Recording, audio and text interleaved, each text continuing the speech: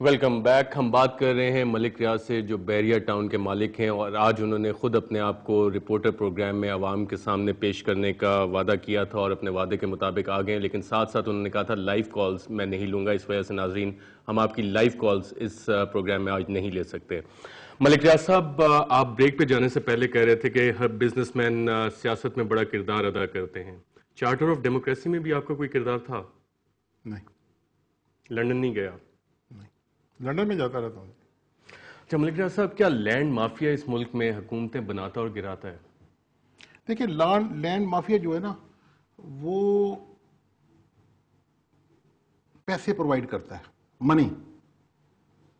پیسہ کہاں سے آتا ہے؟ غریبوں کا. ایک غریب آدمی کی زمین ہوتی ہے، اس کو لینڈ مافیا اس پر قبضہ کرتا ہے، اس کو پھر قبضے بیچتا ہے. تو ایک غریب آدمی تو مر گیا اور پیسے بڑے لوگوں کے گھروں میں پہنچ جاتے ہیں. یہ پاکستان میں، اور مجھے نہیں پتا انڈیا میں بھی ہوگا، پوری دنیا میں نہیں ہے.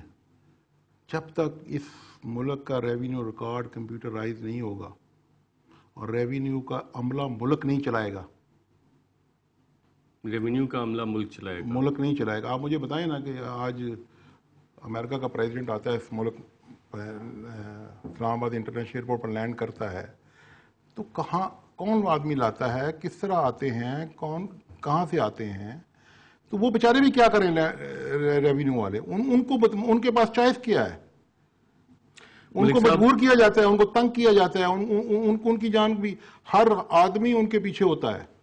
ملک صاحب، عام آدمی ایک مرلے کی زمین بڑی مشکل سے خرید سکتا ہے اگر وہ بھی اس کے پاس صحیح قسم کے وسائل ہوں، کاغذات درست ہوں. آپ گاؤں کے گاؤں کیسے خرید لیتے ہیں؟ دیکھیں، میں آپ کو بتا رہا تھا کہ سی ڈی اے D12 24 سال سے جنہوں نے سی ڈی اے سے پلاٹ لیے ہوئے ہیں نا، لوگ مر گئے ہیں ابھی تک. G14 کہ آپ حال دیکھیں کیا ہے. کیونکہ لوگ ادارے کام نہیں کرتے، ادارے اس طرح کام نہیں کرتے جس طرح سویلین لوگ کام کرتے ہیں. آپ مجھے بتائیں کہ اگر یہ 32 34 یا 35 جتنے بھی لوگ ہیں اس رپورٹ میں ہیں، انہوں نے مجھے 1.5 سال سے میں پرابلم میں ہوں. ملک صاحب، لینڈ مافیا کے سپورٹر کے طور پر وہ آئے ہوئے ہیں. تو میں تو اوپن کہتا ہوں. کل بھی میں نے کہا، آج بھی کہتا ہے، ملک ریاض بیریا ٹاؤن. ایک تو آپ بار بار کہتے ہیں مالک بیریا ٹاؤن کا میں نہیں ہوں، اللہ کی ذات ہے. مالک کوئی بھی نہیں ہو سکتا، ہر چیز کا مالک اللہ ہے. صاحب، آپ کہتے ہیں سرکاری ادارے کام نہیں کرتے، تو آپ کیسے کام نکلوا لیتے ہیں سرکاری اداروں سے؟ آپ کو بھی پتا کس طرح کام ہوتے ہیں سرکاری اداروں سے. میں نے تو ایک اپنے جیو کے پروگرام میں بتایا تھا کس طرح کام نکلتے ہیں. اس پروگرام کو دوبارہ چلا لیں، وہ پروگرام دوبارہ دیکھ لیجیے گا آپ. بہت سے لوگوں نے شاید نہ دیکھا، وہ آج آپ سے سننا چاہ رہے ہوں دوبارہ. دیکھیں، اس معاشرے میں کرپشن آ چکی ہوئی ہے، آج کی نہیں آئی ہوئی. یہ کوئی نہیں کہ یہ اس گورنمنٹ نے، اس گورنمنٹ نے، پچھلی گورنمنٹ نے. 50-60 سال سے ہمارا جو سٹرکچر ہے نا، وہ کرپشن پر بیس ہے. یہ کرپشن جو ہے، یہ مجبوری ہے بزنس مینوں کی بھی، جنہوں نے کام کرانا ہے ان کی بھی، جنہوں نے اس کے بغیر پاکستان میں کام نہیں ہوتا. اور آپ لوگ اس کو بار بار کیوں ڈسکس کرتے ہیں؟ آپ کو بھی پتہ نہیں ہوتا. آپ مجھے کروا دینا کوئی کام. آپ نے کرپٹ لوگوں کا ہاتھ بٹایا، ان سے مدد لی. کرپٹ لوگ، مجھے کیا پتا کون کرپٹ ہے کون نہیں ہے. میں کسی کا گارنٹر نہیں ہوں. میرا کام ہے کہ جو میں نے کام کر رہا ہوں اس کو نیک نیتی سے کروں. میں کوئی جج نہیں ہوں، میں کوئی جرنیل نہیں ہوں. میں ایک ان پڑھ آدمی ہوں. مجھے اپنا کام آتا ہے. میں اپنا ایک کام اس ملک میں کر رہا ہوں اور ڈیلیور کر رہا ہوں. جو کام میں نے ڈیلیور کیا ہے وہ اللہ پاک کے کرم سے لوگ دیکھ رہے ہیں، لوگ رہ رہے ہیں، میرے ممبر سیٹسفائی ہیں، میں سیٹسفائی ہوں. میں جب بھی تھوڑا سا ڈپریس ہوتا ہوں، سیٹسفائیڈ نہ بھی ہوں جن کو آپ کہتے ہیں کہ وہ لینڈ مافیا کا حصہ ہے. اچھا ملک ریاض صاحب، یہ بتائیں آپ کی سوسائٹی میں کتنے بیوروکریٹس، سابق جرنیل، جج وہ رہتے ہیں آپ کی سوسائٹی؟ آپ مجھے بتائیں، سی ڈی اے بنی، اسلام آباد بنی، جہاں جج بھی رہتے ہیں، جرنیل بھی رہتے ہیں، سیاستدان بھی رہتے ہیں، بیوروکریٹ بھی رہتے ہیں. ماڈل ٹاؤن میں بھی رہتے ہیں، لاہور بنی، وہاں بھی سب رہتے ہیں. اور وہاں مزدور وٹوں کی بھی کوٹھی وہاں ہے، میاں صاحب کی بھی کوٹھی. کیا آپ نے تحفے دیے مفت پلاٹوں کے، گھروں کے؟ کس کو نہیں؟ جرنیلوں کو، سیاستدانوں کو؟ کوئی تو. بہت سے لوگ یہ کہتے ہیں کہ آپ کی سوسائٹی میں، آپ کے بیریا ٹاؤن میں، بیریا ہاؤسنگ میں بہت سے سابق فوجی بھی کام کرتے ہیں جن میں سے کچھ نیب میں بھی تھے اور ان کو بھی بہت سے پلاٹس ملے ہوئے ہیں. ججز کا بھی کوٹا آپ نے مقرر کیا ہوا ہے. بہت سے سیاستدان ہیں, ان کے رشتہ دار آپ کے ساتھ امپلائڈ ہیں. اس وجہ سے آپ کا کام کوئی نہیں رکتا اور فائلیں پہیا لگا کے نکل جاتی ہیں. دیکھیں میری بات سنیں, جب میں نے سوسائٹی بنائی ہے نا تو میں کوئی بندہ نہیں, میں تو اخبار میں اشتہار دیتا ہوں, اس میں سیاستدان بھی آتے ہیں اپلائی کرتے ہیں, اس میں بیوروکریٹ بھی آتے ہیں, اس میں جرنیل بھی آتے ہیں. جب ہم گھر بناتے ہیں اس میں سب خریدتے ہیں. ہم تو چاہتے ہیں کہ اور لوگ خریدیں, کسی کو میں تو کسی کو منع نہیں کر سکتا کہ نہ لیں, لیکن میں کس کو کیا دیتا ہوں کسی کو. میں دیکھیں میری بات سنیں, گورنمنٹ کا کوئی عہدہ میرے پاس نہیں ہے جو میں دیتا ہوں, نہ میں نے گورنمنٹ کے ساتھ کوئی کام کیا ہے, نہ میں ایم این اے ہوں, نہ میں سینیٹر ہوں, نہ میں کوئی گورنر ہوں. میں تو ایک مزدور آدمی ہوں, مزدور ہی رہنا چاہتا ہوں اور ان شاء اللہ تعالیٰ مزدور ہی مروں گا.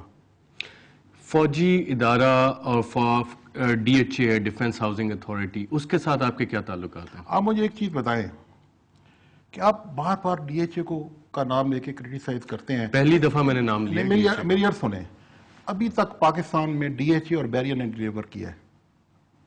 ابھی تک پاکستان میں ڈی ایچ اے نے کراچی میں ڈیلیور کیا, ڈی ایچ اے نے لاہور میں ڈیلیور کیا, ڈی ایچ اے نے اسلام آباد میں ڈیلیور کیا. آپ مجھے بتائیں کہ ابھی تو ڈی ایچ اے پہلے تو ہوتا تھا کہ 5%, 10%, 15% کوٹا ڈی ایچ اے کا ہوتا تھا. اب تو 75% سویلین کو کوٹا دے دیا ڈی ایچ اے نے. اگر ایک ادارہ جس کے اوپر آپ بینک میں کیوں پیسے جمع کراتے ہیں, ابھی بینک میں کیوں جاتے ہیں آپ چھوٹے بینکوں میں پیسہ کیوں نہیں جمع کراتے؟ لوگوں کی کریڈیبلٹی ہے, لوگ وہاں جا کے مال خریدتے ہیں, ان کو پتہ ہے ہمارے یہاں پیسے نہیں ڈوبنے. کوآپریٹو میں تو ڈوب گئے ہیں, آپ نے تو کچھ نہیں کیا. جتنی بھی صوبائی گورنمنٹ یا فیڈرل گورنمنٹ وہ تو کھا گئی, لیکن ڈی ایچ اے نے تو کسی کے پیسے نہیں کھائے. ملک ریاض صاحب, میرے پاس ایک ڈاکومنٹ ہے جو میں آپ کو دے رہا ہوں. اس میں لیفٹیننٹ کرنل محمد رمضان, وہ as director land D H A بھی آپ کے ساتھ ایگریمنٹ ایک سائن کر رہے ہیں, اور پھر as administrator 49 million rupees barrier town کو بھی دے رہے ہیں, اور اس میں مس اپروپریشن اور ٹیکس ایویژن کا کیس آ رہا ہے. دیکھیں یہ اور یہ اب آپ کے ساتھ امپلائڈ ہیں بیریا میں. دیکھیں یہ لوگ ہمارے پاس جو وہاں پر 3 سال کی نوکری ان کی پوری ہو جاتی ہے, وہ تجربہ کار لوگ ہوتے ہیں, ایسٹس ہوتے ہیں ہمارے کام کے. تو میں ایک نیا آدمی جو امپلائی کروں گا بیریا میں, تو اگر ایک تجربہ کار آدمی مجھے مل رہا ہے, ان کی تو پالیسی 3 سال کی ہے کہ 3 سال کے بعد انہوں نے نیا آفیسر لینا ہے, کیونکہ پیچھے اور ریٹائر ہو رہے ہوتے ہیں. تو ہمیں تو یہ لوگ چاہیے, ہمارے ایسٹس ہیں. تو پنجابی کہتے ہیں کھوٹا پیسہ بھی کدی کسی نہیں چھٹیا. تو جنہیں اپنا ایسٹس پھینک دیا, جس نے اپنے ایسٹ پھینک دیے, وہ تو کبھی ترقی نہیں کرتا. یعنی کہ ڈی ایچ اے کے جو افسران بیریا ٹاؤن کے ساتھ ایگریمنٹس کرتے ہیں, ان کو پیسے دیتے ہیں, ریٹائرمنٹ کے بعد ان کے لیے کھلی اپرچونٹی ہے کہ وہ بیریا کے ساتھ جو بیریا کے معیار کے مطابق ہوں گے. ڈی ایچ اے میں تو روز درجنوں لوگ ریٹائر ہوتے ہیں, ہم تو کوئی ایک آدھ, ہم نے تو 2-3 رکھ لیا. کیا معیار کیا ہے؟ جیسے یہ 49 ملین روپیز آپ پڑھیں, اگر لاسٹ ڈاکومنٹ ٹرانسفر کیے ہیں بیریا ٹاؤن کو انہوں نے, دیکھیں یہ اس وقت کیے ہوں گے جب وہ ڈی ایچ اے میں ہوں گے. ہمارے پاس جب آئے ہیں, ہمارے پاس بھی کام کر رہے ہیں. یہ ڈاکومنٹ ابھی میں 1 منٹ میں نہیں دیکھ سکتا, اس لیے انگریزی مجھے آتی ہوتی تو میں آپ کی جگہ اینکر ہوتا. چلیں اس پہ مزید گفتگو کریں گے ایک چھوٹے سے وقفے کے بعد.